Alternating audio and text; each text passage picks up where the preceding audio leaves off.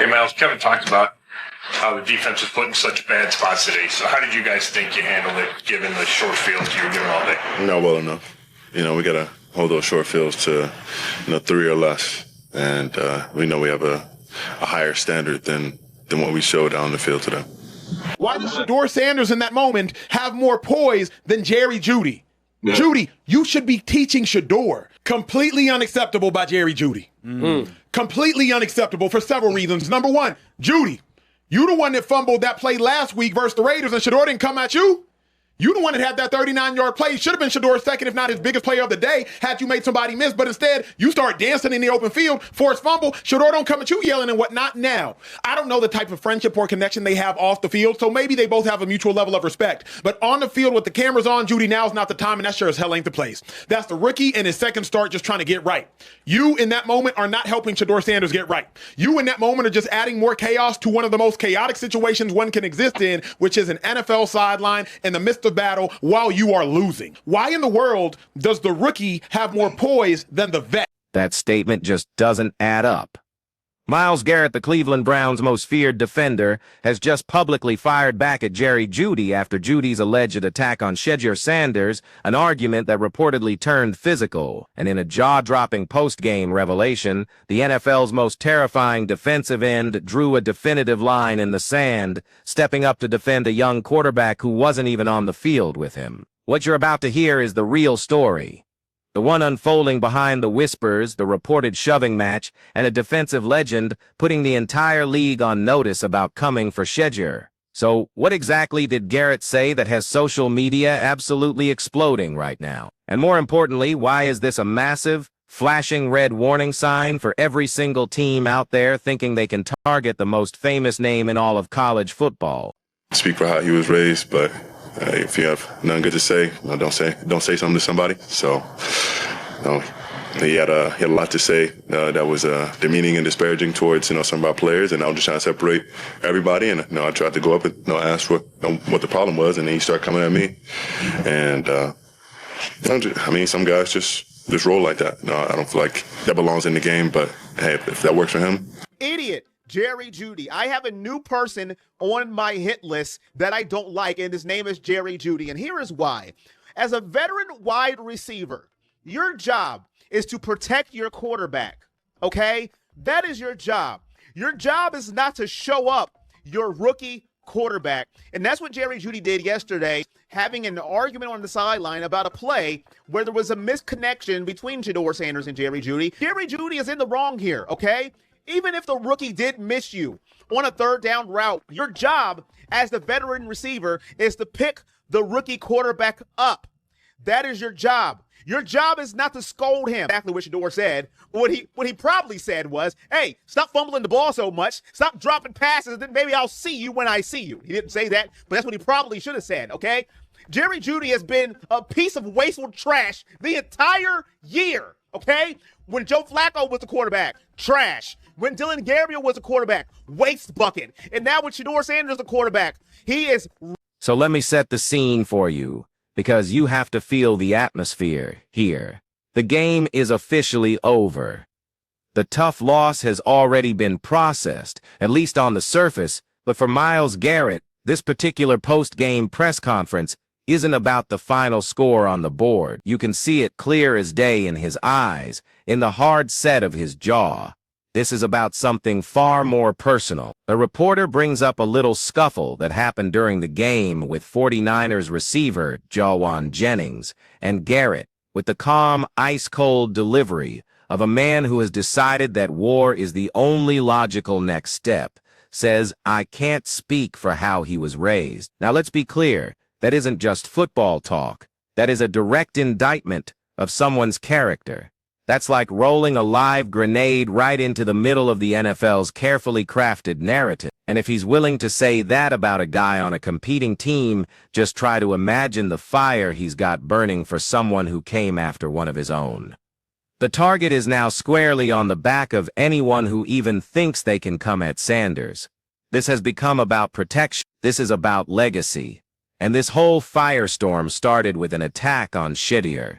We absolutely need to rewind this whole thing, because to truly understand why Myles Garrett, The Cleveland Browns' $125 million franchise cornerstone is making statements that sound like he's ready to go to war over a college quarterback. You have to feel the tension that's been building in the air for months. It's thick. You can feel it in the whispers circulating in draft circles, the subtle shots fired on social media, that old-school mentality clashing head-on with the new way. Shedeur Sanders isn't just out there playing quarterback. He's carrying a name, a brand, and a target on his back so massive it's practically visible from space. And you better believe that for every fan who loves his swagger, there's a hater lurking in the shadows, just waiting for him to fail, waiting for that perfect moment to pounce. And that's where Jeudy enters the picture. Now the details of that initial attack, and we're talking verbal here, the kind of trash talk that sprints right past the line of competitive fire and into deeply personal territory, they happened off the main stage. Maybe it was at a private camp. Maybe it was passed through intermediary. Maybe it was a direct message that got screenshotted and passed around. The point is, the message reached Shedeur. And even more importantly, it reached Shedeur's inner circle. And within that circle, you have Deion Sanders, the one and only Coach Prime, a man who built an entire career on unshakable confidence and has every single receipt to back it up. And you also have an entire generation of players who grew up watching Prime, who see Shedeur not as some entitled kid, but as the rightful prince of the game, carrying the torch forward. So any disrespect aimed at Shedeur isn't just seen as critique, it's taken as a direct slap in the face to the entire culture itself. Speak for how he was raised, but if you have nothing good to say, don't say something to somebody. So, he had a lot to say that was demeaning and disparaging towards some of our players, and I was just trying to separate everybody. And I tried to go up and ask what the problem was, and then he started coming at me.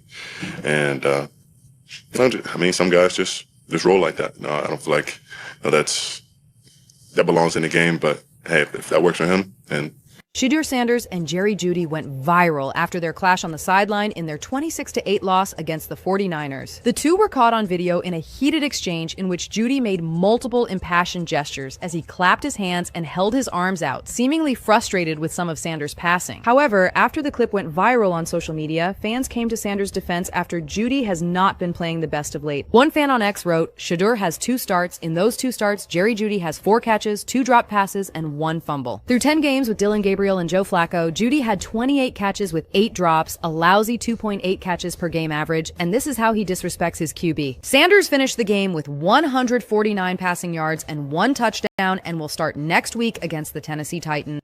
So when that bubbling disrespect finally boiled over into a physical altercation, we're talking about a reported shoving match that went down at a private workout where words about Shedeur's game, his hype, and his legendary last name led to some serious chest bumping.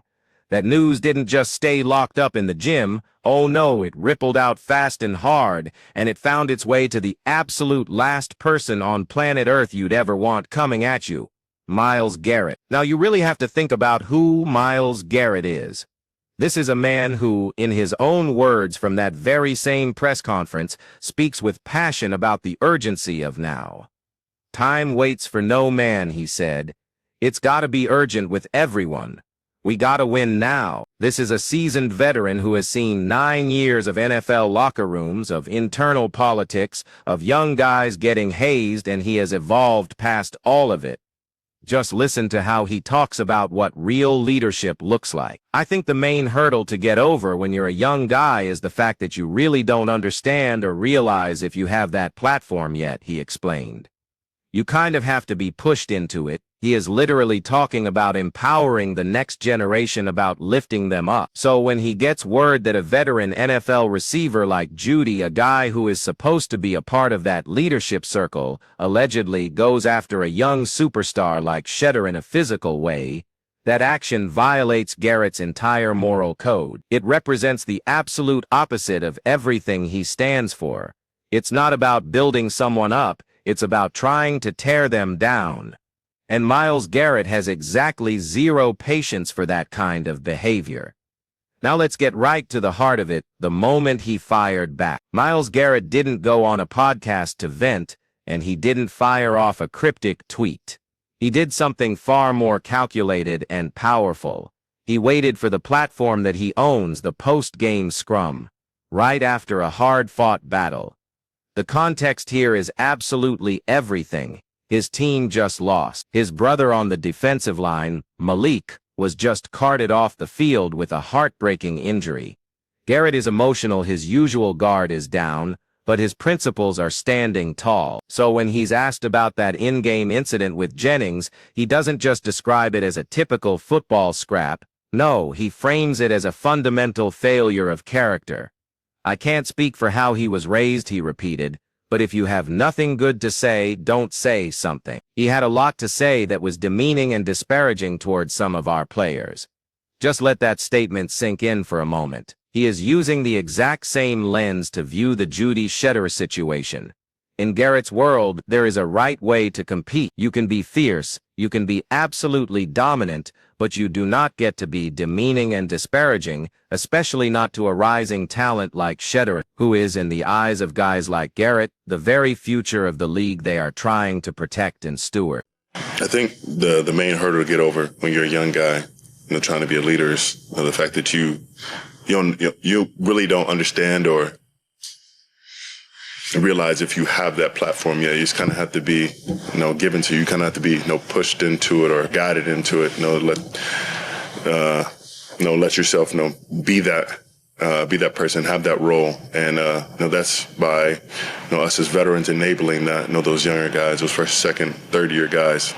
And by invoking the phrase "how he was raised," Garrett is making this entire situation so much bigger than football. He's essentially saying that Jerry Jeudy's alleged actions, the reported attack on Shedeur, reflect a much deeper issue of character. And by publicly and coldly calling that out, he is sending the clearest possible message to the entire league. The old way of trying to intimidate the new wave of talent? It's over. And I am the one who is ending it.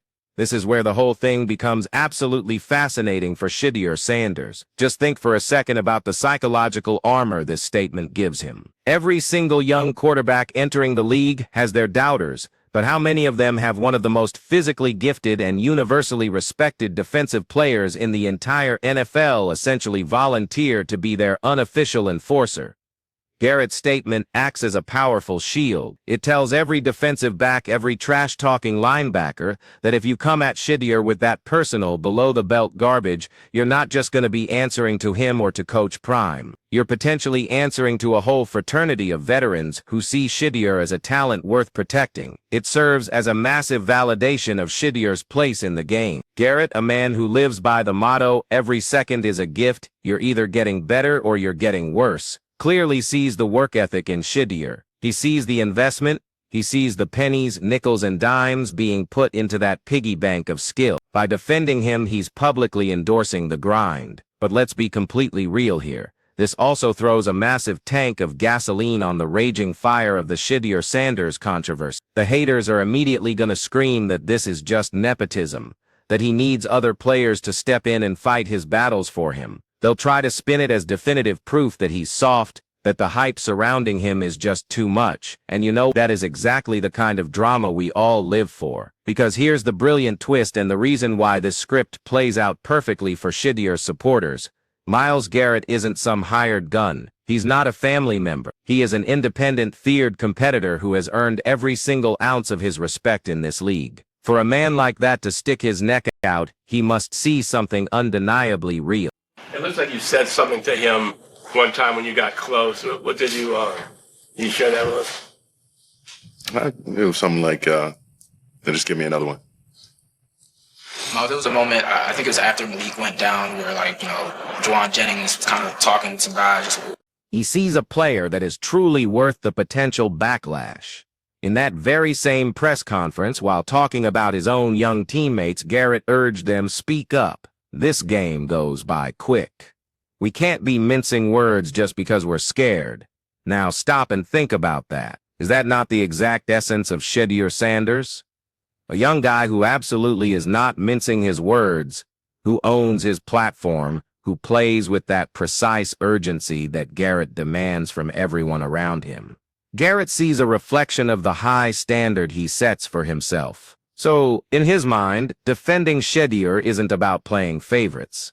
It's about defending the right of a supremely talented, supremely confident young player to exist and thrive without being torn down by petty jealousy.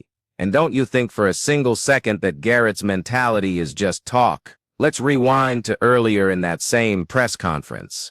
They asked him about a moment where he got incredibly close to sacking the 49ers QB Brock Purdy. What did he say to him? Garrett almost smirks and says it was something like, "Just give me another one." That sends chills down your spine. That right there is the predator mentality. Give me one more chance, and I will end you.